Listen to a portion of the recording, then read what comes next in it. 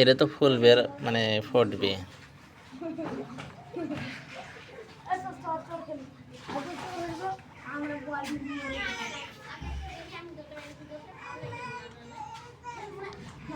এই ফুলে যদি বীজ হয় না তো বীজ রেখে দেবো, আবার পরবর্তী চারা হবে। আর রসুনগুলো তো, এই রসুনের গাছগুলো কি সুন্দর হয়ে,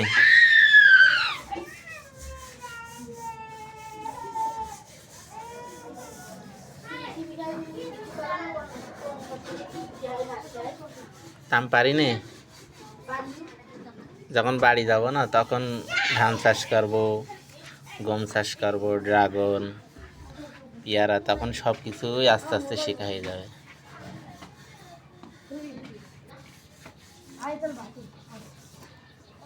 পুঁই শাকটা শীত বলে বড় হচ্ছে না, গরম পড়বে না তখন সুন্দর হবে এইগুলো।